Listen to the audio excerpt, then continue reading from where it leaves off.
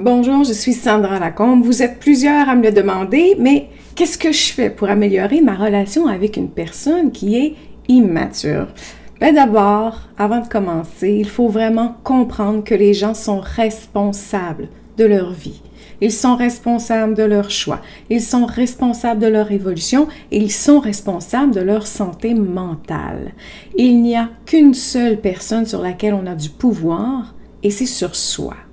Donc, si une autre personne est complètement fermée à la prise de conscience, fermée à l'introspection ou fermée à la résolution de conflits, c'est un choix qu'ils font. C'est un choix qu'ils font aussi pour différentes raisons. Vous ne pouvez rien faire pour la relation que vous entretenez avec eux dans un cas comme celui-là. Donc, la personne que vous devez respecter, quand on parle de ce que je viens de dire, évidemment, c'est vous. Faites un choix pour vous. Il y a 3 options qui s'offrent à vous, toujours. Ce sont toujours les mêmes 3 options. Rester, accepter la personne telle qu'elle est, partir et dessiner une vie qui vous ressemble, trouver une relation qui vous fait sentir bien. Ça existe, oui. Ou la 3e, ben, c'est de rester et de continuer à vous battre avec une personne qui a décidé pour elle ce qui était bon pour elle, tout simplement. Et vous risquez d'aller à l'encontre de vos valeurs et de demeurer en quelque sorte malheureux. Ça fait partie des 3 options. Maintenant, si vous êtes en couple avec une personne immature, il y a différentes choses à prendre en considération avant de lui parler de son immaturité émotionnelle, évidemment. C'est pas si simple, on aimerait ça que ce soit simple, on aimerait ça dire « tu es immature et tout se règle en un clin d'œil ». C'est pas le cas. Donc, il faut comprendre que l'immaturité émotionnelle, se retrouve sur un spectre. Plus l'immaturité, elle est légère, disons-le comme ça, plus la personne pourrait être ouverte à vouloir changer, à améliorer la relation. Plus l'immaturité, elle est importante, plus elle est profonde, plus elle est ancrée en la personne, plus c'est son mode de fonctionnement, plus la personne sera narcissique. Elle manque de sécurité intérieure, ce qui veut dire qu'elle se retrouve dans un grand état d'alerte, constamment. Et constamment, elle doit protéger ce qui est fragile en elle. Vous ne pouvez pas entrer dans une relation équitable, une relation évolutive, avec une personne qui doit constamment penser à elle et protéger ses blessures. Il n'y a pas d'échange égalitaire. Elle ne peut pas y arriver. Vous pouvez peut-être l'excuser, vous pouvez peut-être justifier ses comportements si vous le souhaitez, mais vous n'obtiendrez rien de la relation. Si vous décidez de rester, vous risquez de vivre dans l'abnégation de vous-même. Vous allez vous oublier. Et l'inégalité va se transformer très rapidement en abus. Donc, si vous êtes en couple avec une personne aux traits de personnalité narcissique ou qui est agressive, je vous déconseille tous les conseils que je vais donner, ceux qui vont suivre, parce que le résultat pourrait être de soulever une espèce de rage narcissique si vous abordez le sujet avec eux, ou les perpétuels dénigrements que vous connaissez, vous le savez, vous êtes constamment dénigré, constamment renié, ce que vous dites est complètement faux, il n'y a rien à faire, vous êtes un problème, vous êtes quelqu'un qui cherche des problèmes aussi. Donc, éventuellement, tout ce que vous direz, qui pourrait être réel, sera utilisé contre vous. Malheureusement. Donc, vous deviendrez le problème à leurs yeux et vous en ressortirez éventuellement extrêmement frustré et encore plus souffrant. Alors, c'est pour ça que je vous le déconseille. Maintenant, que fait-on si on pense être en couple avec une personne qui se retrouve sur un spectre plus léger, plus bénin d'immaturité émotionnelle? La première chose que j'ai à vous dire, c'est de vous préparer mentalement aux réactions possibles. Il y a tout plein de réactions, mais il y en a 3 plus évidentes. Je vous dirais de penser comment vous allez réagir si leur réaction elle est positive, comment réagir si leur réaction elle est neutre, s'il ne se passe rien. C'est souvent le cas avec des gens qui sont émotionnellement négligés, immatures. Ils sont coincés dans leurs émotions, alors ils vont figer. Et comment vous allez aussi réagir si leur réaction elle est très négative. Vous devez vous protéger avant toute chose. Votre santé mentale est votre priorité. Donc, en imaginant les 3 scénarios, Vous allez pouvoir élaborer une stratégie déjà à l'avance, hein, une stratégie mentale. Comment je vais être prêt? Comment je vais réagir? Qu'est-ce que je vais dire? Ou comment je vais me comporter dans telle ou telle situation? C'est beaucoup plus facile quand on est prêt. Alors, pensez à ce que vous ferez.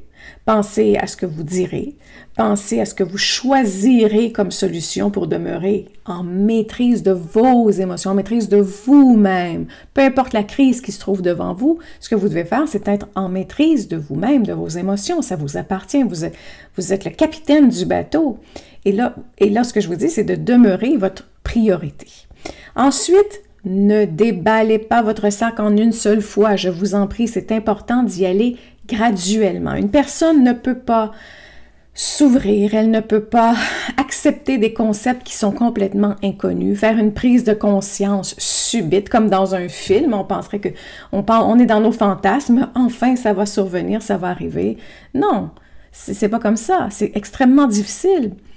On aimerait que ça se passe comme ça, on a envie que ça se produise comme ça, mais c'est pas ce qui se produit.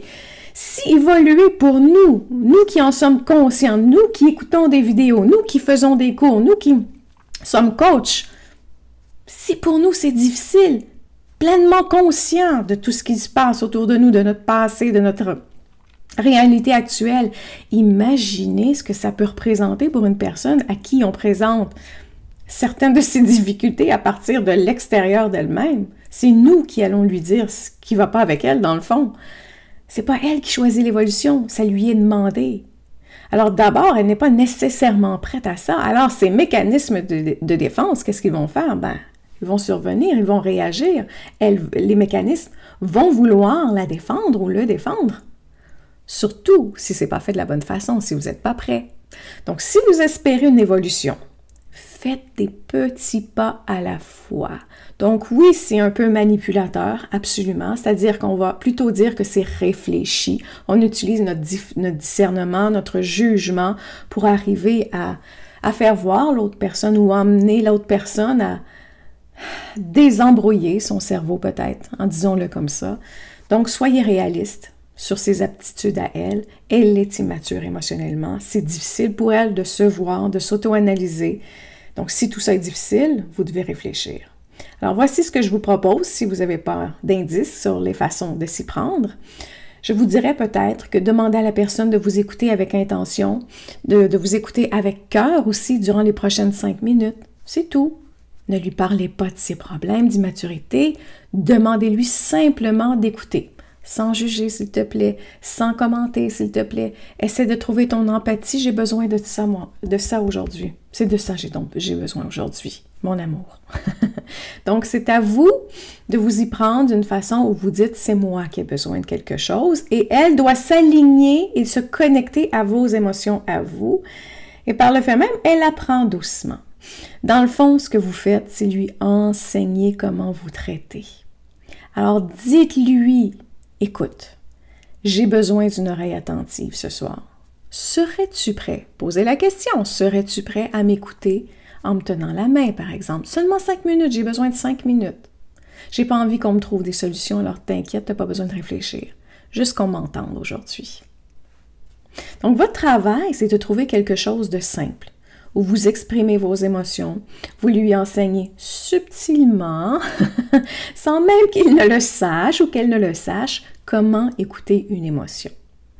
Et la prochaine étape pourrait être de faire le même exercice quand il ou elle vous parle. Alors, la personne peut être peut-être plus réticente, c'est-à-dire qu'il y a des moments où elle ne va pas et c'est là où elle pourrait exprimer sa colère, par exemple. Donc, dans ces moments-là, elle peut être beaucoup plus réticente à la proximité physique si elle ne va pas bien. Alors, apprenez-lui à être confortable avec ses émotions, évidemment, mais en respectant ce qui est bon pour elle aussi. Donc, si la proximité physique, elle est trop difficile parce qu'il ou qu'elle n'ont pas connu ça, vous devez prendre, même si vous avez envie de la coller, même si vous avez envie de la rassurer en la touchant, vous devez faire le geste de vous reculer, de vous absenter un peu physiquement, mais d'être vraiment profondément connecté à ce qu'elle vous dit. Ce que vous pourriez faire, c'est que lorsqu'il ou qu'elle, évidemment, je dis il ou elle toujours, hein, c'est difficile de dire juste il, parce qu'à ce moment-là, ça devient dommage pour toutes les elles. Donc, quand il ou elle s'exprime sur quelque chose qui dit à vous, à eux-mêmes, ce qu'ils aiment ou qu'ils n'aiment pas, quand ils prennent conscience de quelque chose d'aussi simple, soyez émotionnellement ouverts. Quand il ou elle termine, dites « Je suis tellement contente que tu m'aies partagé ceci. J'ai l'impression de mieux te connaître. Je me sens plus près de toi. J'aime ça. » Donc, vous êtes honnête, tout simplement. Vous n'avez pas trouvé de solution, surtout pas. Vous n'avez pas jugé, vous n'avez pas coupé constamment pour exprimer la façon dont il devrait s'y prendre pour gérer ses émotions. Pas du tout. Donc, doucement, vous allez commencer à lui dire « T'es en sécurité avec moi. » Voilà. L'étape suivante serait de parler de moments de votre enfance qui vous a blessé, parler de la négligence émotionnelle sans rien insinuer, évidemment. Vous parlez de vous, vous ne parlez pas de l'autre personne, vous ne brusquez personne, vous n'insinuez rien, c'est à vous, ça vous appartient. C'est un processus qui sert toujours à prendre conscience que c'est possible d'être en sécurité, en s'exprimant, en exprimant ses émotions, en prenant le temps qu'il faut aussi pour écouter, parce que même si vous le faites, parfois pour eux, ça ne veut rien dire, pour l'autre personne, ça ne veut rien dire, parce qu'elle est complètement déconnectée de tout ceci. Alors, en le voyant, on apprend beaucoup en observant, n'est-ce pas? Donc, c'est ce qui se produit. Elle apprend de vous. Donc, quand c'est fait, posez-lui la question, quand vous avez réussi ceci, quand vous avez remarqué qu'elle est présente émotionnellement un peu plus, toi, est-ce que tu as déjà vécu quelque chose comme ça dans ton enfance? Est-ce que ta mère, ton père, ceux qui prenaient soin de toi, je me sens seule, est-ce que toi, comment ça s'est passé pour toi? Et si ça fonctionne, et que la personne s'ouvre un peu à chaque fois, évidemment, en comprenant que vous êtes confortable, en sécurité, avec vos émotions, avec les émotions difficiles aussi, que vous trouvez ça normal de parler des émotions difficiles, sans brusquer, bien, leurs émotions difficiles vont commencer à s'exprimer un peu plus. Et là, commencez à ajouter de la science à tout ça, disons-le comme ça. Et là, par exemple, faites-leur lire un bout d'article sur la négligence émotionnelle. Dites « Ah, j'ai vu telle chose » ou parlez-leur d'une vidéo que vous avez écoutée sur YouTube, par exemple. Et quand vous faites ceci, vous approchez doucement d'une prise de conscience. Doucement. Pour finir, quand vous percevez qu'ils sont de plus en plus à l'aise, évidemment, ça se fait sur des semaines ou des mois, hein, on s'entend, avec la réalité, quand ils sont à l'aise avec cette réalité-là, de vos émotions, de leurs émotions, ben, je vous dis, ben, exprimez que vous aimeriez peut-être ça, améliorer certains aspects de votre relation que vous trouvez plus difficiles, parce que vous avez besoin de connecter et que ça semble plus difficile pour lui ou pour elle. C'est une façon de s'y prendre, c'est tout simple. Mais on voudrait brusquer et ça ne se fait pas comme ça. Alors avant de finir, je vous invite à être celle ou celui qui a les idées, qui est préparé, qui fait les premiers pas et qui soumet des suggestions claires sur comment parvenir à améliorer la relation de couple. Parce qu'une personne immature émotionnellement, elle est souvent passive parce que cognitivement, tout ça ça veut rien dire, ça ne veut pas dire grand-chose. Elles n'ont jamais exploré ceci, cette maturité émotionnelle-là, ni dans leur famille, ni avec eux. Ça n'existe pas en quelque sorte. Alors, c'est comme parler de physique quantique, je dis toujours ça, avec un enfant de 6 ans. OK, super, maman, merci de tes propos. Non, ça n'existe pas. C'est comme, OK, bonne journée, je m'en vais jouer. Ça veut rien dire. Donc, le frein de leur évolution, c'est que très peu de chemins sont cartographiés dans leur cerveau quand on pense à la connexion au soi, quand on pense à la connexion à leurs émotions. Ça n'existe pas pour eux, donc c'est pour ça que vous devez dessiner avec eux, être le capitaine, comme je disais tout à l'heure. Et vous devez alimenter de nouveaux neurones. C'est à vous de vraiment dessiner ceci doucement. Vous devez jouer en quelque sorte le rôle qu'ils auraient dû avoir, mais vous devez faire très attention à ne pas avoir un ton paternaliste ou maternaliste. C'est pas ce qu'on cherche du tout. C'est juste que vous devez faire les pas qu'eux ne feront pas seuls. Ça ne se fait pas sans aide, malheureusement.